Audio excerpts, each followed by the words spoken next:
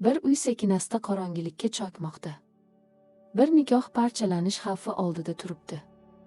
Va bola haqidagi sir butun oilaning sha'nini yer bilan yakson qilishi mumkin. Dushman kelin 105 qism anonsida hamma narsa nazoratdan chiqib ketadigandek ko'rinadi.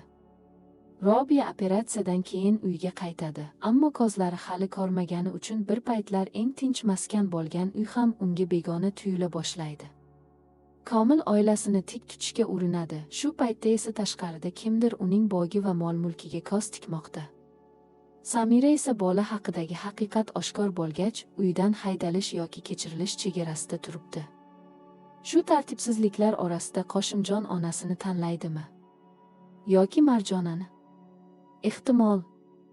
Bu qism ko'p insonlarning taqdirini butunlay o'zgartirib yuborar. Matlubadagi qo'rqinchli narsa uning Marjonani Qoshimjondan ajratmoqchi bo'layotganida emas. Eng qo'rqinchlisi shundaki, u avval xato qilganini biladi. Bu nikoh allaqachon yetarlicha ko'z yoshdan o'tganini tushunadi. Lekin baribir yana bir og'riqli zarba berishni tanlaydi. Keyingi qismda Matluba baqirib ko'yib kirib kelmasligi mumkin. U juda sokin gapiradi. Go'yo farzandi uchun xavotir olayotgan onadek. Ammo shu xavotirli ohang ortida juda aniq niyat bor. Qoshimjon endi Marjonani kutmasligi kerak. U Marjonaning Koreyada yana 2 oy qolishini juda qulay bahona sifatida ko'radi. Marjona uchun bu oqish, o'zini tiklash, kelajagini qurish imkoniyati bo'lishi mumkin. Lekin Matluba uchun bu uning kelin bo'lishga mos emasligini isbotlaydigan dalilga aylanadi. Mana shu joyi og'riqli. Bir qiz o'qishni, ishlashni, kelajakka ega bo'lishni xohlaydi. Lekin uni uyda o'tirib eriga qaraydigan xotin obrazi bilan solishtirishadi. Bu eski gapga o'xshaydi, ammo hayotda hali ham ko'p oilalarda shunday qarash bor. Ayol tashqariga qadam qo'ygani sari undan yana so'rashadi. Unda uy-joy, ro'zg'orchi, Qoshimjon esa ehtimol eng qiyin ahvolda qoladi. U Marjonani butunlay sevib qolmagan odam emas. Ammo onasining gapini chetga surib qo'yadigan darajada kuchli ham emas. Ba'zan fojia ochiq yovuz odamdan kelmaydi. U juda uzoq jim turgan erkakdan boshlanadi. Agar Matluba rostdan ham Komil bilan uchrashishga borsa, bu endi uydagi ona-bola gapigina bo'lib qolmaydi. Bu ikki oila o'rtasidagi qarama-qarshilikka aylanadi. Bir tomon qizining sha'nini himoya qilmoqchi. Ikkinchi tomon esa o'g'lini o'zlari xato deb bilgan nikohdan chiqarib olmoqchi. Bu paytda Komilning o'zi ham tinch holatda emas. Uning uyida Robiya operatsiyadan keyin endigina qaytgan, ko'zlari hali yaxshi ko'rmayapti. Bu uyga sokinlik kerak, biroz yengil nafas kerak. Ammo aynan eng zaif paytda Matluba Marjona masalasini olib kelib, ularning oldiga qo'yishi mumkin. Menimcha, Komil darrov baqirib yubormaydi. U jim turishi mumkin. Lekin bu jimlik juda og'ir bo'ladi. Chunki bir ota o'z qizi haqida u xotin bo'lishga mos emas degan gapni eshitsa, qanday qilib ichidan ezilmasin? Marjona esa agar bu gaplardan xabar topsa, uning yarasi faqat qaynonasining so'zlaridan bo'lmaydi. Asl yara Qoshimjonning munosabatida bo'ladi. U xotinini himoya qiladimi? Yoki yana ikki o'rtada turib, boshqalar uning hayotini hal qilishiga yo'l qo'yadimi? Keyingi qism Qoshimjonni juda og'ir tanlovga olib kelishi mumkin. Yoki Marjonani saqlab qoladi, yoki onasi bilan yolg'on tinchlikni tanlaydi. Ammo bunday tinchlik aslida cho'zib yuborilgan ajralishdan boshqa narsa emas. Matlubani ham faqat xudbin ona deb aytish oson emas. U o'g'li qiynalishidan qo'rqadi, behuda kutib qolishidan qo'rqadi, odamlar gap qilishidan qo'rqadi. Lekin qo'rquv mehr nomi bilan yopilganda, u boshqa bir insonning butun hayotini buzib yuborishi mumkin. Agar diqqat bilan qarasak, bu faqat Marjona va Qoshimjonning hikoyasi emas. Bu juda hayotiy savol. Ota-ona farzandi uchun qay darajagacha xavotir olishi mumkin va qaysi nuqtadan boshlab bu xavotir nazoratga aylanadi? Sizningcha, Matluba o'g'lini qutqaryaptimi yoki o'z farzandining baxtini o'zi buzib qo'yaptimi? Agar siz Marjonaning o'rnida bo'lganingizda hali ham o'zingiz tomonda turishga jur'at qilmagan erkakni kutarmidingiz? Fikringizni izohlarda qoldiring. Chunki ehtimol oldinda eng og'riqli narsa Matlubaning nima deyishi emas, balki Qoshimjon yana qancha vaqt jim turishi bo'ladi. Matluba endi pichoqni stol ustiga qo'yib bo'ldi. Haqiqiy pichoq emas. Undan ham sovuqroq bir gapni Qoshimjon boshqa xotin olishi kerak. Uyda o'tiradigan, eriga qaraydigan, Matluba xohlagan tartibda yashaydigan ayolni shu joydan boshlab Qoshimjon endi chetlab o'ta olmaydi. Oldin u ko'ramiz, Marjoni qaytsin, keyin gaplashamiz, oyi, xavotir olmang deb yurishi mumkin edi. Ammo Matluba Komilning uyga borishga tayyorlanayotgan bo'lsa, bu endi oshxonadagi oddiy nolish emas. Bu deyarli ochiq e'lon bo'lish arafasida. Qoshimjonning eng qiyin tomoni shundaki, u vafosiz odam emas. U Marjonani hali ham yaxshi ko'radi yoki hech bo'lmasa undan voz kechadigan darajada sovib ketmagan. Lekin sevib turib himoya qila olmaslik ba'zan xiyonatdan ham og'riqliroq bo'ladi. Uzoqda Marjoni hali ham yana 2 oy xolos deb o'ylayotgandir. O'qishini tugatadi, ishlarini joyiga qo'yadi, keyin qaytib kelib hammasini tushuntiradi. U bilmaydi. Vatanida o'tayotgan har bir kun unga qarshi dalilga aylantirilmoqda. Matluba buni juda ustalik bilan aytadi. U Marjonani yomon qiz demasligi ham mumkin. Faqat shuni eslatadi, u hali o'qiydi, ishlaydi, uzoqda yuradi. Mening o'g'limga esa uy kerak. Bir qarashda butunlay noto'g'ri gap emas. Lekin aynan yarim haqiqatlar eng xavfli bo'ladi, chunki bu gaplar Qoshimjonni ikkilanib qo'yadi. U o'zidan so'ray boshlaydi, men muhabbatni kutyapmanmi yoki endi menga tegishli bo'lmagan narsani? Erkak kishi shubhalana boshlasa, odatda darrov gapirmaydi. Jim turadi. Kozini olib qochadi. Onasiga yana gapirishga imkon beradi, Marjonaga esa buning aksi kerak. U eridan bitta aniq gap eshitishni xohlaydi, men seni kutaman. Shunchaki bir jumla ham uni begona joyda tik ushlab turishi mumkin. Ammo telefon jiringlaganda narigi tomonda faqat mavhumlik bo'lsa. Ishonch sekin dars keta boshlaydi. Ehtimol, keyingi qismda Qoshimjon Marjonaning qo'ng'irog'ini aynan Matluba yonida o'tirganda qabul qiladi. O'sha paytdagi havo juda og'ir bo'ladi. Bir tomonda uyini sog'ingan xotinning mayin ovozi. Ikkinchi tomonda esa ona nigohi, o'g'lim kimni tanlaydi, u nima deydi? Sen o'qishingni davom ettiraver degani mehribonlikdek eshitiladi, lekin shu bilan birga uni yana uzoqroqqa surish ham bo'lishi mumkin. Seni sog'indim degani iliq tuyuladi, ammo undan keyin baribir onasiga qarshi tura olmasa, bu yetarli emas. Menimcha, eng og'riqli zarba Matlubadan kelmasligi mumkin. U aynan Qoshimjondan keladi. Ishonchsiz aytilgan bir gap. Haddan tashqari cho'zilgan sukunat. Yoki kimdir Marjonani pastga urganda, u yana bir bor uni himoya qilmay qolishi, hayotda ham shunaqa. Ko'p nikohlar muhabbat tugagani uchun buzilmaydi. Ular bir odam doim ortida turaverib, o'zini tinchlikni saqlayapman deb o'ylagani uchun buziladi. Aslida esa u ikkinchi odamni yolg'iz kurashishga tashlab qo'ygan bo'ladi. Agar Qoshimjon onasiga qarshi chiqsa, uyda katta bo'ron boshlanadi. Matluba yig'laydi, o'g'lini ayblaydi. Uni onasiga oq bo'lgan farzanddek ko'rsatishga urinadi. Ammo u jim tursa, Marjona bu uyda hech qachon haqiqiy o'rni bo'lmaganini tushunib qoladi. Eshik hozir juda tor ochilib turibdi. Qoshimjon yana bir nafas kechiksa, Marjona birinchi bo'lib hammasiga nuqta qo'yishi mumkin. Savol shuki, u ayol qolini qo'yib yuborgandan keyin Qoshimjon xotinini yo'qotganini tushunadimi yoki hali ham men faqat onamning gapiga kirdim deb o'zini ovutadimi? Qoshimjonning jimligi hali sovib ulgurmay, Komilning uyiga boshqa bir qo'rquv kirib keladi. Bu safar gap to'y haqida emas, qaynona o'g'lini siqayotgani haqida ham emas. Robiya kozini ochadi-yu, qarshisida faqat qorong'ilikni ko'radi. Avvaliga hamma yumshoq gapirishga urinadi. Hech qisi yo'q, shifokor shunaqa bo'ladi dedi, sekin-sekin yaxshi bo'lib ketadi. Bu gaplar tanish eshitiladi, shunchalik tanishki, bemor ularni eshitgan sari battar bezovta bo'ladi. Agar rostdan hammasi yaxshi bo'lsa, nega Komilning ovozi titrayapti? Robiya yotibdi, lekin xayoli tinch emas. U oshxonani, hovlini, oldin hech kim eslatmasa ham o'zi qiladigan mayda ishlarni o'ylaydi. Suv quyish, eshik ostonasidan o'tish, yaqinlarning yuziga qarash. Oddiy narsalar edi, endi esa hammasi juda uzoqdek tuyuladi. U faqat ko'rmay qolishdan qo'rqmayapti. U odamlar unga endi qarab turish kerak bo'lgan ayoldek munosabat qilishidan qo'rqyapti. Bir vaqtlar butun uyni eplagan ayol endi egilma.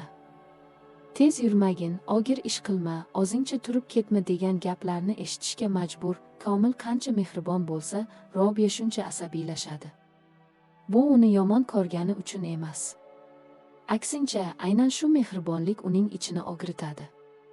Chunki bu mehr unga o'zining kuchsizligini, birovga bog'lanib qolganini, hech qachon ko'rishni istamagan holatga tushganini eslatadi, balki u Komilga jerkib yuborar.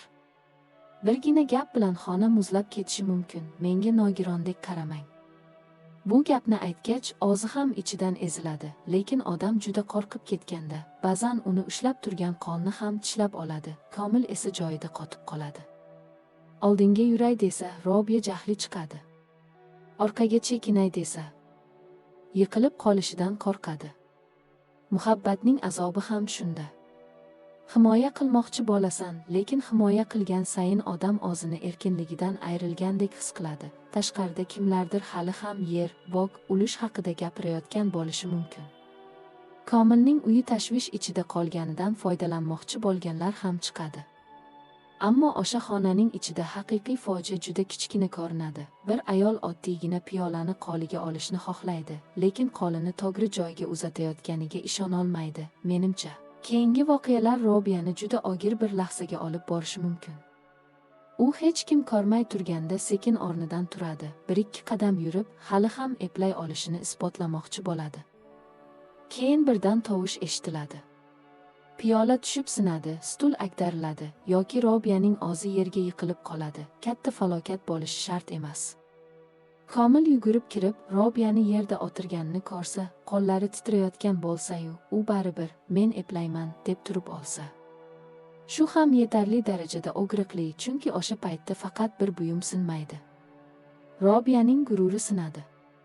Uning hayotini hali ham o'zi boshqara olishiga bo'lgan ishonchi dars ketadi, savol esa ochiq qoladi. Agar uning ko'zlari hali ham ravshanlashmasa, Robiya Komilning gamxo'rligini qabul qiladimi yoki oxirgi gururini saqlab qolish uchun uni o'zidan itarib yuboradimi? Kasalxona xonasining eshigi endigina yopilganida Komil nihoyat chuqur nafas oldi. Robiyaning oldida u hammasi yaxshi degandi. O'zini xotirjam tutdi. Go'yo yana bir necha kun o'tsa, hammasi avvalgi joyiga qaytadigandek gapirdi, ammo shifokor bunday demadi. Birgina kichik jumla. Ko'rish qobiliyati to'liq tiklanishini hozircha aniq aytolmaymiz. Bu hukmga o'xshamasdi, lekin Komil uchun oyoqlari bo'shashib ketishiga yetdi. Chunki u hozirgina xotiniga hammasi yaxshi bo'lishini va'da qilgandi. Endi esa o'zi ham bilmayapti, u Robiyani yupatyaptimi yoki o'zini aldashyaptimi. Robiya ichkarida hamon o'zini kuchli ko'rsatishga urinadi. U jahli chiqadi, asabiylashadi, Komil yordam bermoqchi bo'lsa, qo'lini itaradi. Lekin Komil tushunadi. Bu nafrat emas. Bu o'zini yo'qotib qo'yishdan qo'rqayotgan odamning holati. Komilning dardi shundaki, u bu qo'rquvni Robiyaning o'rniga ko'tara olmaydi. U unga qoshiq tutishi mumkin, qadamini kuzatishi mumkin, dorilarni eslatishi mumkin. Ammo Robiyaning ko'zidagi qorong'ilikni olib tashlay olmaydi. Yo'q. Buni qila olmaydi, balki u sekinasta jim bo'lib qoladi. Kamroq gapiradi. Xotinining oldida baribir kuladi, lekin hovliga chiqqanda uzoq turib qoladi, bir nuqtaga tikiladi. Erkaklar ba'zan sevgan insonning oldida yig'lamaydi. Ular qo'rquvini sukutga aylantirib yuboradi, ammo bu sukut xavfli. Robiya buni sezadi. U Komilning yuzini ko'rmasa ham, qadamlarining sekinlashganini eshitadi. Javob berishdan oldin ikkilanayotganini sezadi. Bemor odam juda sezgir bo'ladi. Ayniqsa hamma undan nimanidir yashirayotgandek tuyulganda, bir oqshom Robiya to'g'ridan-to'g'ri so'rashi mumkin. Shifokor sizga nima dedi? Bu savol baland aytilmaydi, lekin Komilni devorga tiraydi. Rostini aytsa, u sinadi. Yolg'on gapirsa, xotinining so'nggi ishonchiga xiyonat qiladi. U qaysi yo'lni tanlaydi? Menimcha, Komil gapni aylantirishi mumkin. Vaqt kerak, shifokor kutish kerak dedi. Ko'p o'ylamang, deydi. Lekin u qancha aylanib gapirsa, Robiya shuncha ko'proq tushunadi. Chunki xotinini juda yaxshi ko'radigan erkakning yolg'oni ko'pincha og'riqli darajada no'noq bo'ladi. Bu yerda keskinlik uchun baqiriq shart emas. Robiya yuzini burib oladi, Komilning qo'lini ushlashiga yo'l qo'ymaydi. Keyin juda past ovozda, siz ham mening tuzalishimga ishonmayapsiz, shundaymi? Deydi, shu gap Komilni ichidan sindiradi. U nohaq ayblangani uchun emas. Uning ichida ham rostdan shunday qo'rquvning kichik bir bolagi borligi uchun. Juda kichik. Lekin o'zini aybdor his qilishiga yetarli tashqarida odamlar hali ham Bog, yer, Marjona, oila haqida gaplashishi mumkin. Ammo bu xonada Komilning butun dunyosi bitta narsaga qisqarib qoladi. Robiyani umidsizlikka chuqurroq tushib ketishdan qanday saqlab qolish? Ehtimol, u kasallik varaqasini yashiradi, shifokorning gaplarini yashiradi, hatto ko'z yoshlarini ham yashiradi. U buni xotinini himoya qilish deb o'ylaydi. Ammo ba'zan sevgi sababli yashirilgan haqiqat odamni yanada yolg'izroq qoldiradi, tun tushadi. Robiya jim yotadi. Komil uni uxlab qoldi deb o'ylaydi. Shunda u birdan juda past ovozda, go'yo qarshisidagi qorong'ilikka gapirgandek so'raydi, agar men endi ko'rmasam, siz meni avvalgidek ko'ra olasizmi? Bu safar Komil darrov javob bermaydi, aynan o'sha sukut.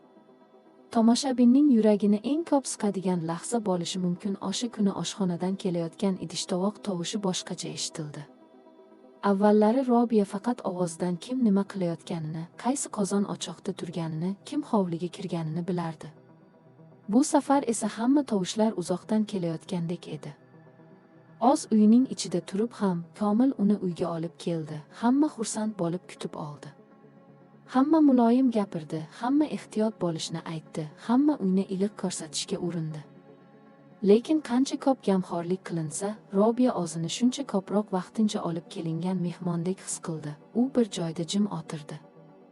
Qo'li stul chetiga tegdi, keyin yana tortib oldi. Uy o'sha uy edi, lekin ko'z ko'rmaganda har bir burchak go'yo yashirin tuzoqqa o'xshab qoladi. Eshik ostonasi, bir chetda turgan togora, yerga tushib qolgan ro'mol. Hammasi uni odamlar oldida noqulay ahvolga solib qo'yishi mumkin edi. Keyin u hovlidan odamlarning ovozini eshitdi. Avvaliga faqat hol-ahvol so'rashdi. Keyin ovozlar biroz pasaydi. Ko'zlari haqida gap ketdi. Keyingi hayoti haqida. Komil endi ko'proq narsani zimmasiga olishi kerakligi haqida hech kim ochiqchasiga uni yuk bo'lib qoldi demadi. Lekin bemor odam ba'zan gapning oxirigacha eshitishi shart emas. Birgina yarim xo'rsinishning o'zi ham yetadi. Robiya xonada o'tirib, labini qattiq qisdi. U Komilni chaqirgisi keldi, ulardan nima deyishayotganini so'ragisi keldi. Ammo jim qoldi. So'rasa, o'zini ojizdek ko'rsatib qo'yadigandek. Jim tursa esa, hovlidagi har bir gap ko'ksiga tegib o'taveradi. Kimdir ehtimol bexosdan Bog haqida, yer haqida, Komil xotini kasal bo'lgani uchun ovora ekanini gapirib yuborar. Bu oddiy uy-rozgor gapi kabi eshitiladi. Ammo Robiya uchun birdan sovuq tus oladi. Demak, u hali tuzalishga ulgurmay, kimlardir uning dardi atrofida hisob-kitob boshlagan. Komil uning eshitganini bilmaydi. U baribir yumshoq ovozda kiradi. Senga biror narsa kerakmi? Shu oddiy savolning o'zi Robiyaning ichini siqib yuboradi. Unga suv kerak emas. Chorva ham kerak emas. Unga avvalgidek munosabat kerak, uydagi hamma narsani bilishga haqqi bor ayoldek munosabat. Shuning uchun u asabiylashib ketishi mumkin. Juda past ovozda, mendan endi hech narsani yashirmang, deydi. Komil joyida to'xtab qoladi. Balki u Robiya kasallik haqida gapiryaptimi, Bog haqidami, yoki uyga sekin kirib kelayotgan achinish nigohlari haqidami, darrov anglamaydi. Tanglik shu yerdan boshlanadi. Shovqinsiz. Darrov sinmaydi. Go'yo pol tagidan yorib ketgandek boshida hech kim sezmaydi. Kimdir oyoq qo'yganida esa hammasi gijirlab ketadi. Menimcha, Robiya o'rnidan turishga urinadi. Biror joyga borishi kerakligi uchun emas. U faqat hali ham shu uyga tegishli ekanini isbotlamoqchi bo'ladi. Hali ham hovliga chiqadigan yo'lni bilishini. Oz uyida birov qo'lidan ushlamasdan yura olishini, lekin u yo'lak o'rtasida bir lahza to'xtab qolsa, qo'li bo'sh havoda nimanidir izlab qolsa. Butun uy tushunadi, eski xotirjamlik hali qaytmagan, savol ochiq qoladi. Robiya ko'zlari hali ravshanlashmagani uchun ko'proq azob chekadimi, yoki eng zaif paytida kimlardir uni tartibga solinishi kerak bo'lgan muammodek ko'ra boshlaganini sezgani uchunmi? Bogni bo'lib qo'yaylik. Shunchaki bitta gap. Lekin shu gap bilan butun voqeaning hidi darrov o'zgaradi. Robiya hali o'z uyida yo'lni qayta topishga urinayotgan bir paytda tashqarida allaqachon kimdir yerning ulushini hisoblayapti. Hech kim undan qanchalik og'riyotganini so'ramaydi. Hech kim Komil bu yukni ko'tara olyaptimi deb o'ylamaydi. Ular bir oilaning sarosimada qolganini ko'rishadi. Va shu sarosima ichidan imkoniyat hidini sezishadi. Eshitish juda yoqimsiz, lekin hayotda ba'zan shunaqa bo'ladi. Odamlar har doim shovqin bilan tortib olmaydi. Ba'zilar juda oqilona eshitiladigan maslahat bilan tortib oladi. Aniq qilib bo'lib qo'ya qolinglar. Sotib olsak ham yomon bo'lmaydi. Baribir ularning uyi hozir kasallik bilan ovora. Komil bu paytda butun uyning eng zaif joyiga aylangan. U Robiyaning ko'zlari uchun xavotirda, dorilarni o'ylaydi, shifokorni o'ylaydi, xotinining har bir qadamidan cho'chiydi. Uning boshida endi bog atrofida moldek aylanib yurgan odamlar haqida o'ylashga joy qolmagan, xavf ham aynan shu yerda. Uy egasi xotinini suyab pastga egilgan paytda kimdir uni endi bosh ko'tarib o'z yerini himoya qila olmaydi deb o'ylaydi, balki ular Komilga darrov ochiq gapirmas. Avval aylanib o'tishadi. Qarindoshlar orqali so'z solishadi. Sobirning fikrini bilishga urinadi, Habibullani eslatadi, adolat uchun bo'lish kerak degan gapni sekin tashlaydi. Har bir gap kichkina eshitiladi. Lekin bir joyga yigilsa, butun bir tuzoqqa aylanadi. Keyin Robiya buni eshitib qoladi. U hech kimning yuzini ko'rmasa ham, o'sha ochko'z ohangni taniydi. Ko'z ko'rmay qolganda quloq yanada o'tkir bo'lib qoladi. U bechora degan soxta achinishni eshitadi. Keyin darrov past ovozda bog haqida gaplashilayotganini sezadi. Mana shu haqiqiy kesadi. Kasallik uni hali butunlay sindirmagan bo'lishi mumkin, lekin orqasidan hisob-kitob qilinayotganini sezish odamni ichidan yemiradi. Chunki bu bog faqat yer emas. Bu mehnat, xotira, Komil va Robiya ter to'kib asragan umrning bir bo'lagi. Menimcha, Robiya o'sha payt yig'lamaydi. U jim qoladi. Juda jim. Hamma narsani tushunib yetgan odamning jimligi bo'ladi bu. Komil ichkariga kirib, uni charchagan deb o'ylashi mumkin. U yana muloyim ovozda, "Senga nima kerak?" deb so'raydi. Bu safar Robiyaga suv ham kerak emas, dori ham. U faqat bitta gapni to'g'ridan to'g'ri so'raydi. Ular bog haqida gaplashayotganini bilasizmi? Shu savol Komilni kasallik qo'rquvidan sug'urib oladi. U endi boshqa bir jangga qarashi kerak bo'ladi. Bu jang shifoxonada emas. Robiyaning ko'zidagi qorong'ilik ichida ham emas. Bu jang o'z hovlisining o'rtasida turibdi. Keskinlik kimdir Robiyaning oldida haddidan oshib gapirib yuborganida portlashi mumkin. U kasal, yer-suv ishini sog' odamlar hal qilsin degan mazmunda bir ogiz gap chiqsa, ortga qaytish yo'li qolmaydi. Chunki Robiya ko'rmayotgan bo'lishi mumkin, lekin uning ovozi hali bor. Balki aynan eng zaif ko'ringan paytida uyga sudralib kirayotgan ochkozlikni birinchi bo'lib u fosh qiladi. Endi faqat Komil qayerda turishi qoladi. Xotinining yonidami? Yoki qarindoshlar orasida biroz o'ylab ko'raylik degan gap bilanmi? Samira haydalayotgan paytda darrov yig'lab yubormaydi. U oldidagi chamadonga qaraydi, uydagilarning yuziga bir nazar tashlaydi. Keyin ovozini pasaytiradi. Sekin.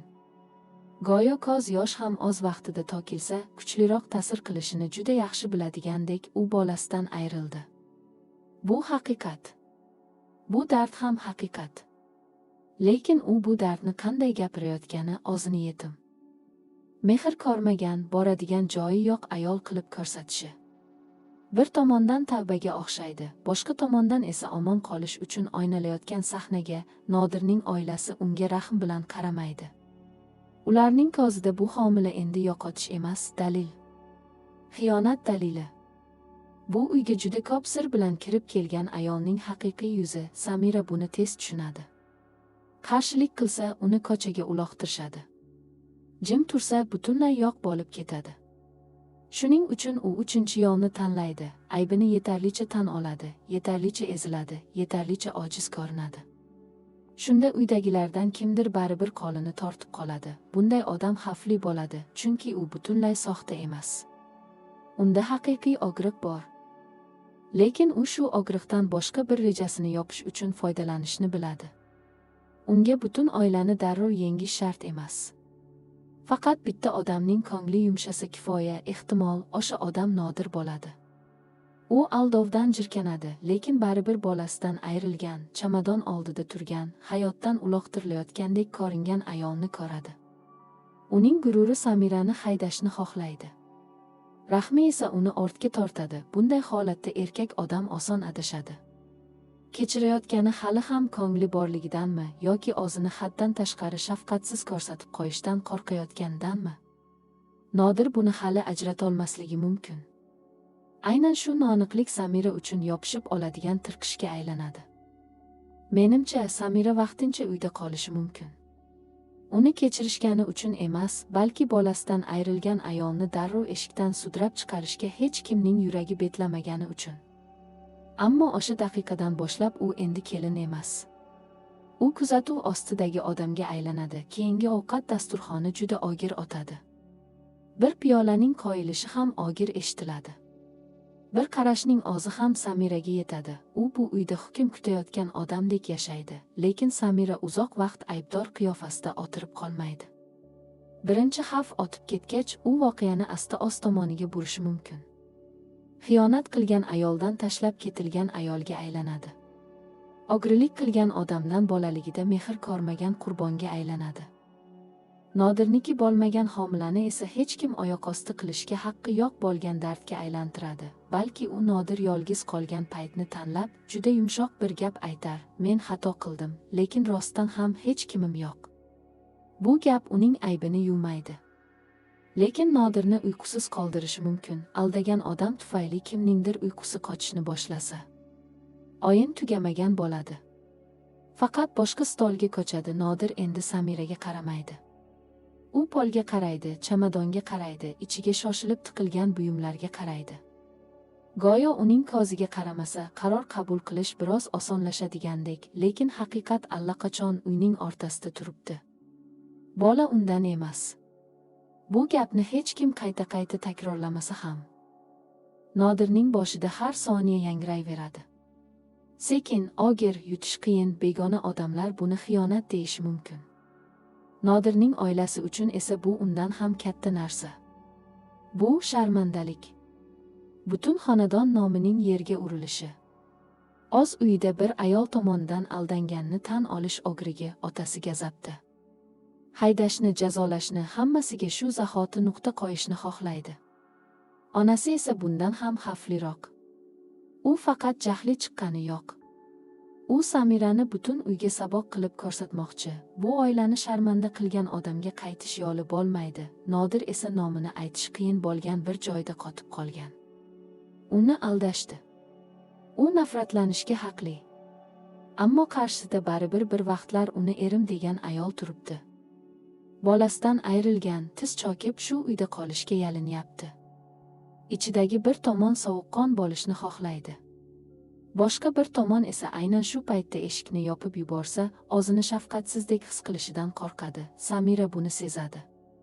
U qaynota-qaynonasining gazabi devor ekanini, Nodirning ikkilanayotgani esa eshik ekanini biladi. Juda tor eshik. Lekin hali ochiq bo'lsa, demak yashab qolish yo'li bor. U endi baland ovozda yolvormasligi mumkin. Ohangini o'zgartiradi. Pastroq gapiradi. Charchaganroq ko'rinadi. Aybdorligini tan oladi, nafratga loyiq ekanini aytadi, keyin aynan kerakli joyda jim qoladi. Qolgan boshliqni Nodirning rahmi to'ldirsin deb bu xavfli o'yin. Chunki Samira qancha jim tursa, Nodir uning o'rniga shuncha ko'proq o'ylay boshlaydi. Nega bunday qildi? U yana kimni sevgan? Hech qachon unga chin dildan yaqin bo'lganmi? Yoki boshidanoq u faqat vaqtinchalik boshpana bo'lganmi? Keyingi voqealarda Nodir juda og'ir bir sahna oldida qolishi mumkin. Butun oila uning qarorini kutadi. Haydaydimi yoki olib qoladimi? Uzadimi yoki yana bir imkoniyat beradimi? Hech kim ochiq aytmaydi, lekin hamma biladi. Shu qaror uni oilasi ko'zida qanday odam ekanini belgilab beradi. U Samirani haydasa, odamlar uni sha'nini himoya qilgan erkak deyishadi. Ammo kechasi ehtimol baribir uning yigisini ichida eshitaveradi. Uni olib qolsa, odamlar uni zaif, uyda obro'sini yo'qotgan erkak deb ko'rishadi. Har ikki yo'lda ham Nodirning bir bo'lagi sinadi. Menimcha, Nodir darrov qat'iy qaror qilmasligi mumkin. U bir necha kun qol, keyin ko'ramiz, deyish ehtimol. Bu rahm-shafqatga o'xshaydi. Lekin aslida u hali oz qoli bilan kesishga jur'at qilolmagan yarani cho'zishdir. Faqat o'sha bir necha kun Samiraga o'z rolini qayta tiklash uchun yetadi. Kimnidir o'z tomoniga og'dirish uchun yetadi. Aybini fojia qilib ko'rsatish, Nodirning sha'nini esa o'zini bo'glab turadigan arqonga aylantirish uchun yetadi. Nodir o'zini Samiraning gunohini hukm qilyapman deb o'ylaydi. Ammo bir payt kelib, u o'zining aybdorlik hissi bilan boshqarilayotganini sezsa, ehtimol hammasi allaqachon juda uzoqqa ketgan bo'ladi. Bo'lib o'tgan hamma voqealardan keyin, go'yo bu hikoyada hech bir qahramon avvalgi joyida qolmagandek. Robiya uyga qaytdi, lekin bir paytlar eng tinch maskan bo'lgan shu uy endi unga begona tuyula boshladi. Komil xotinining oldida o'zini kuchli ko'rsatadi, ammo eshik yopilishi bilan ichidagi qo'rquvni yolg'iz yutadi. Balki bir kun Robiya uni boshqa ko'rmasligi mumkin. Shu orada u ayol ko'zidagi qorong'ilikka hali ko'nikmasdan, kimdir allaqachon bo'kka yerga bu oila endi himoya qila olmaydi deb o'ylagan mulkka ko'z tikmoqda. Boshqa tomonda Nodirning uyi ham tinch emas. Undan bo'lmagan bola butun oilani sha'm va gurur bo'roniga tortdi. Samira aybdor, lekin achinarli ham. U rol o'ynayotgan bo'lishi mumkin. Ammo bolasidan ayrilgan ayolning dardi ham yolg'on emas. Hayotda ham odamlar faqat yaxshi yoki faqat yomon bo'lmaydi. Ba'zilar xato qiladi, lekin o'sha xatosi uchun chinakam azob ham chekadi. Yana Qo'shimjon va Marjona bor. Biri kutib qolgan, biri uzoqda oqishini davom ettirmoqda. Masofa muhabbatni har doim ham oldirmaydi. Lekin sukut oldirishi mumkin. Eng og'iri janjal emas. Eng og'iri bir inson sevganini o'z oilasi oldida himoya qilishga jur'at topolmay qolgan payt. Ehtimol bu voqealar faqat kasallik, xiyonat yoki nikoh haqida emas. Ular inson burchakka siqilganda qanday o'zgarishini ko'rsatmoqda. Kimdir farzandini yo'qotishdan qo'rqib, haddan tashqari nazorat qiladi. Kimdir yolg'iz qolishdan qo'rqib, ko'z yoshlari bilan ushlab qolishga urinadi. Kimdir esa oilani tinch saqlayman deb bilmay hamma narsani yanada dars ketkazadi. Hayotda ham shunday. Ba'zan bizni eng ko'p ranjitadiganlar begona odamlar emas, balki hammasini sening yaxshiliging uchun qilyapman deydigan yaqinlarimiz bo'ladi. Oilada eng qiyini faqat sevish emas, bir-birining tanlovini hurmat qilishni ham o'rganishdir. Bu voqealardan keyin har bir tomoshabin ichida boshqa savol qolishi mumkin. Komilning o'rnida bo'lsangiz, sevgan insoningizni asrash uchun haqiqatni yashirarmidingiz? Nodirning o'rnida bo'lsangiz, bolasidan ayrilgan ayolni eshikdan chiqarib yuborishga yuragingiz yetarmidi? Marjonaning o'rnida bo'lsangiz, hali ham siz tomonda qat'iy turolmagan erkakni kutishda davom etarmidingiz? Hayot har doim mukammal tanlov bermaydi.